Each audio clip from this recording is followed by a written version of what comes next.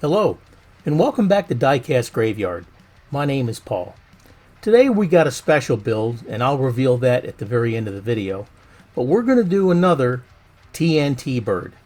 Now this is probably my absolute favorite Hot Wheel out of every one of them. I had these when I was a kid, and I absolutely love all the cars in the Spoilers series. I picked this one off of eBay for a very reasonably priced. I think it was like $10 or something like that. Well, the paint's pretty messed up. There's a lot of oxidation on it. The car had no wheels, but at least it does have all the bearings. The engine needs to be polished as well as anything that's attached to the chassis or the frame. And we need to redo the black vinyl top. We're also going to be doing a color swap. And again, I'll reveal why at the end of the video. So let's go ahead and get started with this special build.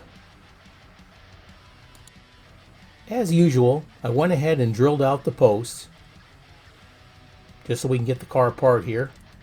I drilled out the post holding the engine in. Take the engine out right now. Here we go. Body's in pretty rough shape. There's a lot of paint missing. There's a lot of flea bites onto it. The black vinyl top is pretty much ruined, so we'll have to replace that. The base isn't in too bad a shape. It is tarnished, and we're going to have to detail it up to make it look good again. We'll have to put that in the lime away and water mixture. A lot of tarnish on this bad boy. Interior, the windshield's a little scratched up, but we can fix that up with some sandpaper and some gauzy. Make that all nice and shiny again. Still not too bad. Might have a little crack there in the back, but it's still pretty good shape. The interior is a little bit warped. I don't know if it was like sitting out in the sun or whatever like that, but we'll fix that up and that'll look good. Wash it down with a toothbrush and some soap and water. And the engine, yeah, the engine's tarnished too, so we'll have to buff that up and make that look good too. Let's go ahead and throw the body into the paint stripper and get that going.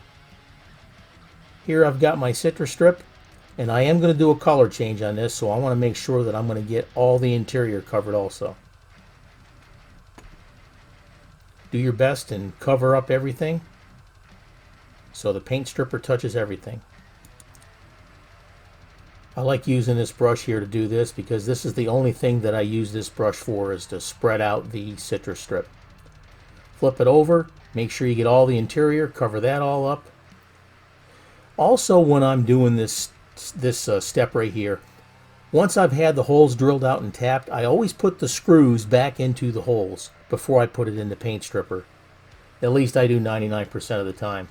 And the reason I do that is if you have gone through all the trouble to paint your car and make it look really good, and that paint stripper gets into those posts, and then later on you go to put your car back together and that stuff squirts out, it's liable to touch your paint and get your paint to peel off again. And you definitely don't want to do that. Once that's done and taken care of, we use soapy water and a toothbrush, and we go through and scrub the car down to get all that paint stripper off there. Now I'm taking some sandpaper. I'm also taking some Scotch-Brite pads and some steel wool and trying to get a lot of that toning out of this car, so when we shoot that Spectre flame paint over the top of it, it looks really, really nice.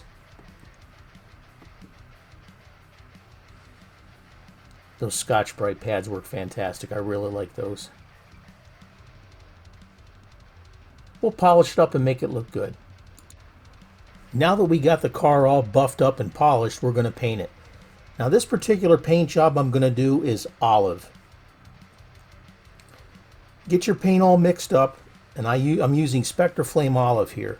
Mix it up by the manufacturer's specifications. I believe the mixture is 5:1. 5 drops of paint to 1 drop hardener. Put on your mist coat. Get the inside and the outside and all the hard to reach areas.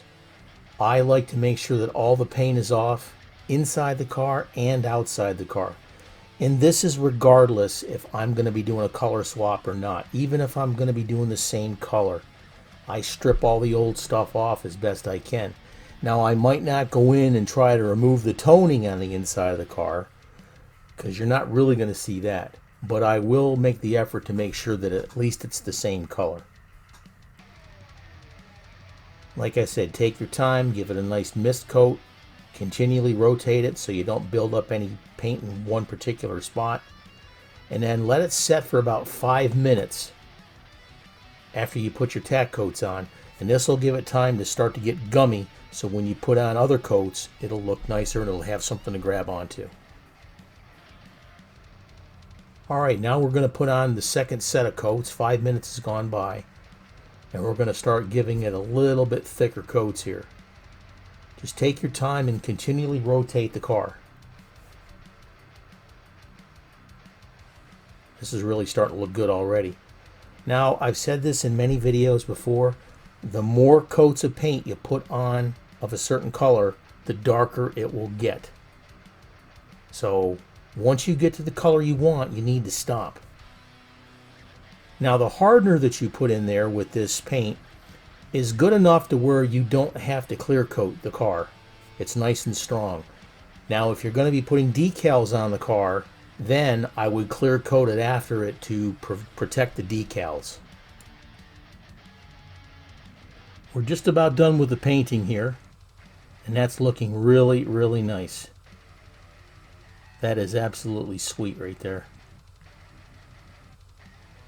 While the paint is still wet, we're going to put it in the cabinet so it doesn't get any dust on it, and we're going to let it sit at a minimum overnight, if not 24 hours.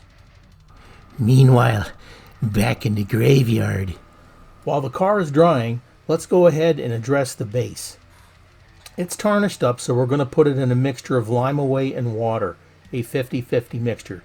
Now, you can get this Lime-A-Way, you can get it at Walmart, you can get it at any grocery store usually.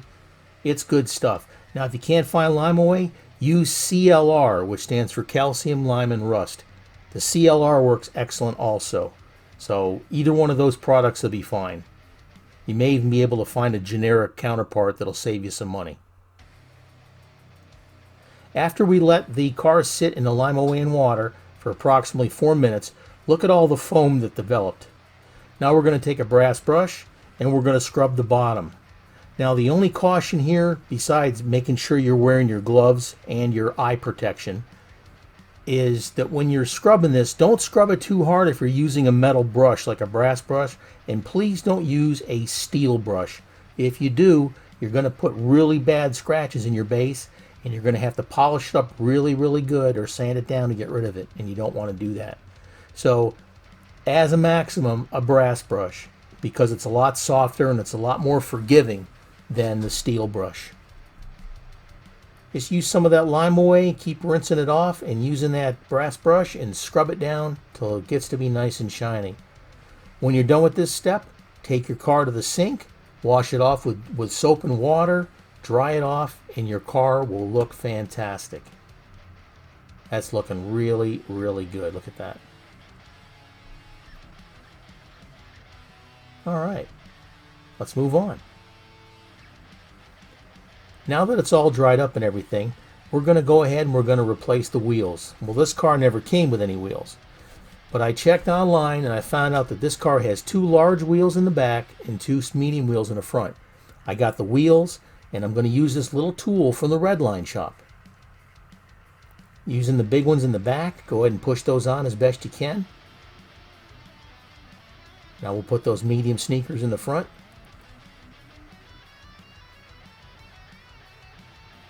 Looking good. Now take your Redline tool and put it in between the bearing and the base of the car, over the wire, and then push it on with your thumb. That will seat the tire on the bearing. Repeat this to the other 3 wheels, and your wheel change will be complete. If you have any questions at all about what I do in these videos, please ask me the questions down in the comments block down below, and I'll do my best to answer these for you. Now, I don't get to every response on the YouTube channel in the comments, but I do read every one. I promise you I do.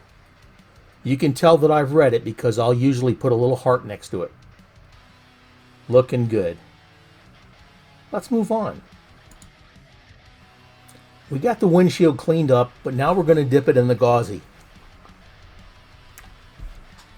Go ahead and mix up your gauzy. Take your time. Rotate the bottle just like this. And if you haven't heard me say this before, the reason we're rotating it like this is it mixes it up, but it doesn't form a lot of bubbles. And that's one thing you don't want in the gauzy is bubbles, because they could dry on your windshield and it'll look like it's got a bunch of bubbles on it, and you don't want to do that. Using a pair of tweezers, go ahead and stick that windshield inside the gauzy. Try and get all the excess to drip off as possible. As much as possible anyways.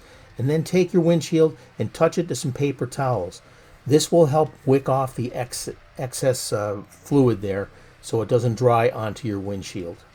Now this usually only takes a couple hours to dry to make sure it's dry, but the results that you get with the gauzy are absolutely fantastic. Once you set it down on your plastic and then you got your little paper towel inside there, cover it with the cap so you can go ahead and let that dry without the possibility of getting any dust or woolly boogers on there. Here we got some black vinyl roof simulation paint. I got this from the Redline shop. Now this is one of the few paints that you can use from the Redline shop that does not require any hardener. You can use it right out of the bottle. Now the best part about this is that you only need to use a little tiny bit, and that's where our gravity feed airbrushes come in. All you got to do is put 5 or 6 drops in there, or just a little tiny bit, and that'll be all you need for this. Now when you're done, if you have a little bit left over in your airbrush, you can pour it right back into the bottle. That's the cool thing about being able to shoot it right out of the bottle without any additives. Now with your other Redline paints, since you're putting in the hardener and stuff like that, don't put it back in the bottle when you're done, because your whole bottle of paint will turn hard and you'll lose it. And you'll have to buy some more paint. This is looking super, super nice. I love the effect that you get with that black vinyl roof. I don't particularly like the black vinyl roof, but I want to restore this car to as an original condition as you possibly can. Once you're done, get that tape off immediately. Don't let it set.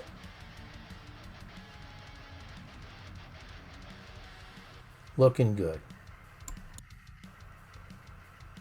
That's looking really, really nice. I'm very pleased with the way that turned out. If you let it dry before you take the tape off, it will stick to your tape and it will rip while you're taking the tape off. That's why you take it off before it gets dry.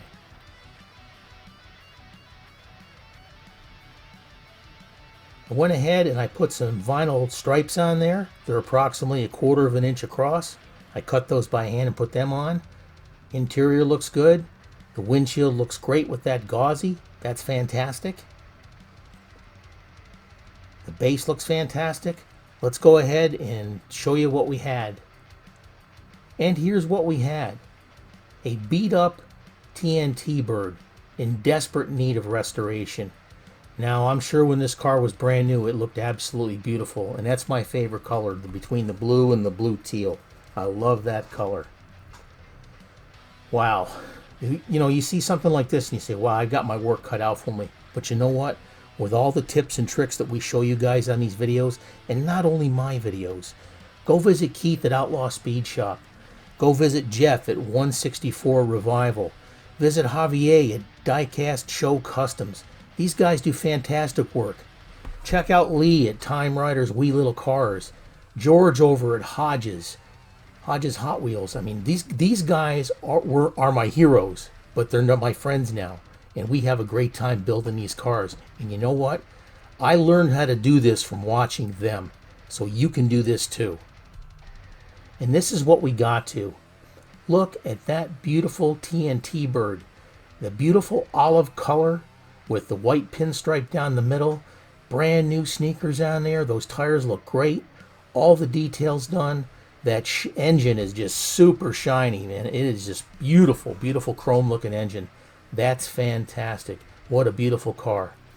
Now here's the special surprise. This car I built for one of my heroes in the diecast restoration industry. This car is going to Keith at Outlaw Speed Shop. We talk quite often on the internet and on Facebook Messenger and like that. and he said that this car and this color was one of his favorite cars. So I decided to make one for him and send it to him. And this is where that car is going. Keith, thank you for all the videos that you make and put out there, brother. I love watching you work and watching what you build, and I'm glad we're in the Four Horsemen group together. You deserve this, and it's my gift to you, my friend. What a fantastic build this was. I super enjoyed this one. This worked out fantastic. Now, I have a Patreon account, and by joining my Patreon account, you're helping me get my supplies together to keep this YouTube channel going. And that's where that money goes, to help me buy supplies to keep making videos for you folks. Please check out the Patreon link in the comment section and join the Diecast Graveyard team. I want to thank you so much today for this build. This was a real fun project, and we've got so many more builds coming up here. We've got a Four Horsemen build coming up. We've got the Three Blind Mice build off coming up, and we're going to have fun. Cheers.